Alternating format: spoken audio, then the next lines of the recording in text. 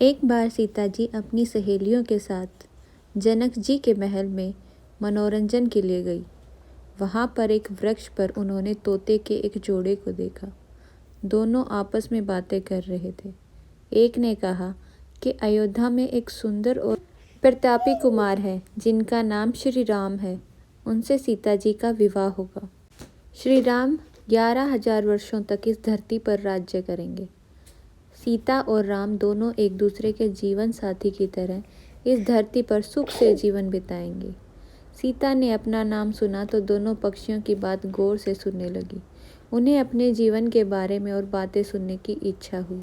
सखी सहेलियों से कहकर उन्होंने दोनों पक्षी पकड़वा लिए। सीता ने उन्हें प्यार से सहलाया और कहा, भय मत करो, तुम बड़ी अच्छी बातें करते हो। यह बताओ, ये ज्ञान तुम्हें कहाँ से मिला? मुझसे डरने की कोई ज़रूरत नहीं है। दोनों का डर समाप्त हुआ। वे समझ गए कि यह स्वयं सीता है। दोनों ने बताया कि वाल्मीकि नाम के एक महर्षि हैं। वे उनके आश्रम में ही रहते हैं। वाल्मीकि रोज श्री राम और सीता के जीवन की चर्चा करते हैं। उन्होंने वहीं यह सब सुना जो अब सब कंठस्थ हो गया है। सीता ने और पूछा तो तोते ने कहा, दशरथ पुत्र श्री राम शिव का धनुष भंग करेंगे और सीता उन्हें पति के रूप में स्वीकार करेंगी। तीनों लोकों में यह अद्भुत जोड़ी बनेगी। सीता पूछती जाती और तोते उसका उत्तर देते जाते। दोनों थक गए। उन्होंने सीता से कहा, यह कथा बहुत विस्तृत है, कई महीने लगेंगे सुनाने में। दोनों उड़ने को तैयार हुए। यह देख सीता ने कहा, तुमने मेरे भावी पति के बारे में बताया है। उनके बारे में बड़ी जिज्ञासा हुई है। जब तक श्री राम आकर वरण नहीं करते, मेरे महल में तुम आराम से रहकर सुख भोगो। तोती ने कहा, देवी, हम वन के प्राणी हैं, पेड़ों पर रहते हैं। मैं गर्भवती हूँ, मुझे घोंसले में जाकर अपने बच्चों को जन्म देना है। सीता जी नहीं मानी। तोते ने कहा, आप जिद न करें। जब मेरी पत्नी बच्चों को जन्म दे देगी तो मैं स्वयं आकर शेष कथा सुनाऊंगा। अभी तो हमें जाने दें। सीता ने कहा, ऐसा है तो तुम चले जाओ, लेकिन तुम्हारी पत्नी यहीं रहेगी। मैं इसे कष्ट न होने दूंगी।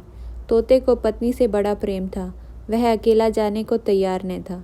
जब तोते को लगा कि वह सीता के चंगुल से मुक्त नहीं हो सकता तो विलाप करने लगा। तोती अपने पति से विछोह सहन नहीं कर पा रही थी। उसने सीता को कहा, आप मुझे पति से अलग न करें, मैं आपको श्राप दे दूंगी। सीता हंसने लगी। उन्होंने कहा, श्राप देना है तो दे दो। राजकुमारी को पक्षी के श्राप से क्या बिगड़ेगा?